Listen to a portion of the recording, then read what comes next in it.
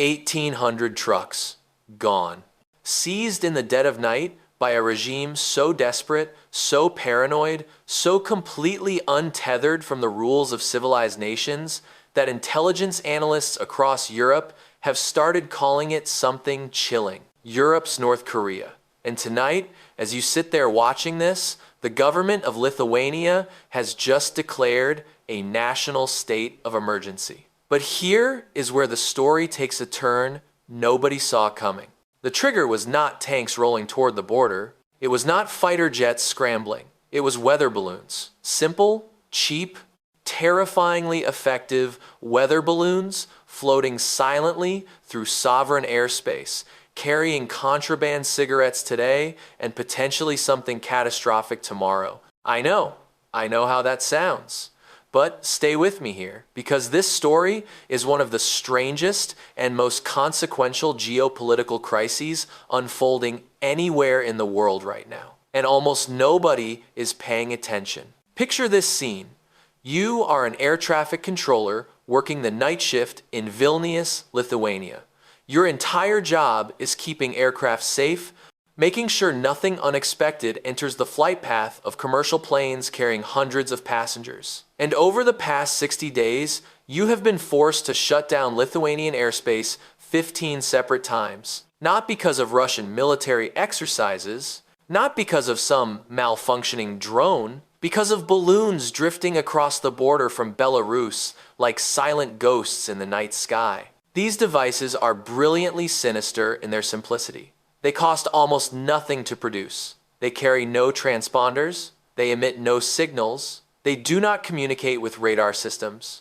They simply float, invisible to nearly every detection method modern aviation relies upon, crossing international boundaries as if borders mean nothing at all. Right now, Lithuanian intelligence believes these balloons are carrying smuggled cigarettes. Black market contraband worth millions flooding into European markets. And yes, that is illegal and problematic on its own. But here is the question, keeping security officials in Vilnius awake at 3 in the morning, staring at classified briefings with cold coffee going stale on their desks. If these balloons can carry cigarettes, what stops them from carrying something else?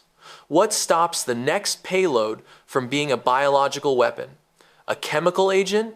Sophisticated surveillance equipment mapping the location of every NATO installation within 50 kilometers of the border? The answer, terrifyingly, is nothing.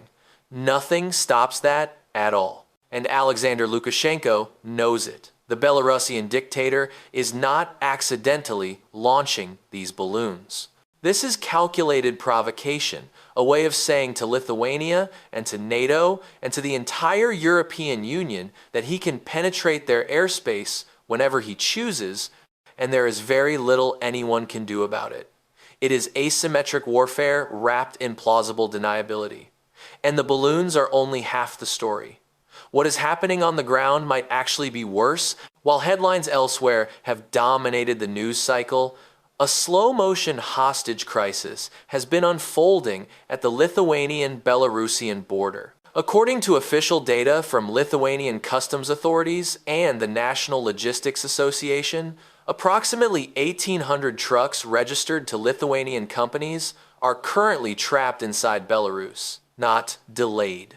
Not held up in paperwork, seized, detained, held in what Belarusian officials describe with breathtaking cynicism as secure private parking facilities where they are being well cared for. Here is how the trap was sprung. After Lithuania began tightening border security in response to the balloon incursions and a surge in smuggling activity, Belarus retaliated. But Lukashenko did not simply close the border and turn trucks away. That would have been too obvious, too easy to counter diplomatically. Instead, he did something far more cunning. He let the trucks enter.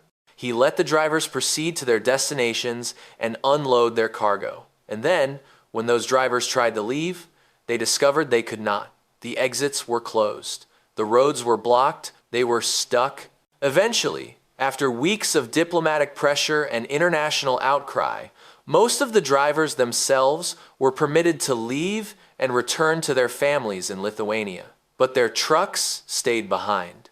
1,800 vehicles representing millions of dollars in capital, thousands of tons of goods, and the livelihoods of hundreds of Lithuanian families remain locked inside a hostile foreign nation with no clear path to recovery. Lithuania's foreign ministry responded with language rarely seen in official diplomatic communications, calling these actions violent seizures of property belonging to European Union citizens. When one sovereign nation accuses another of state-sponsored theft of its commercial fleet, we have moved far beyond ordinary diplomatic tension. We are in uncharted territory now. And Lithuania is preparing to hit back in ways that could reshape the entire economic relationship between Europe and the Lukashenko regime. If you think this story matters and want to follow what happens next, now would be a good time to subscribe to this channel and turn on notifications, because developments are coming fast. President Gitanas Nausėda appeared on Lithuanian national television this week and made an announcement that sent shockwaves through diplomatic circles. Lithuania is actively preparing to seize Belarusian state assets located on Lithuanian soil, not freeze them, not sanction them, seize them outright and transfer ownership to the Lithuanian state. The most prominent target is a sprawling facility called the Belarus Sanatorium, located in the southern Lithuanian resort city of Druskininkai. This is not some modest vacation property. This is a massive complex directly owned by the Belarusian presidential administration, a remnant of Soviet-era infrastructure that has operated for decades as essentially sovereign Belarusian territory on Lithuanian ground. Bureaucrats from Minsk vacation there. Officials receive medical treatment there. It is a symbol of Belarusian presence in Europe, and Lithuania is preparing to take it. Beyond the sanatorium, Lithuanian authorities are examining Belarusian investments connected to the port of Klaipeda on the Baltic Sea. Belarus is a landlocked country. For decades, it has relied on Lithuanian port access to export goods to global markets, particularly potash fertilizer produced by the state-controlled company Belaruskali. Those operations are currently frozen under existing sanctions. But if Lithuania legally seizes the underlying assets, it will permanently slam shut any door Minsk might have hoped to reopen in the future. This is economic warfare of a kind we have rarely seen between European nations. And to understand why Lukashenko is willing to risk this kind of retaliation, you need to understand what Belarus has become under his 30-year rule. The comparison to North Korea is not casual rhetoric. Analysts use it deliberately because the parallels have become undeniable. Since the disputed 2020 presidential election, when hundreds of thousands of Belarusians took to the streets demanding democratic change, Lukashenko has transformed his country into a sealed authoritarian state. Human rights organizations estimate that more than 65,000 people have been detained for political reasons. Journalists have disappeared. Opposition figures have been imprisoned or forced into exile. Sviatlana Tsikhanouskaya, who many believe actually won that 2020 election, now leads a government in exile, traveling the world, trying to keep international attention focused on her country's suffering. In January 2025, Lukashenko staged another election and claimed victory with 87.6% of the vote. No independent observers were permitted, no opposition candidates were allowed to run. The result was a foregone conclusion, announced to a population that has learned the cost of public dissent. Economically, the transformation has been devastating. Belarus once boasted a thriving technology sector with genuine potential to become a regional innovation hub.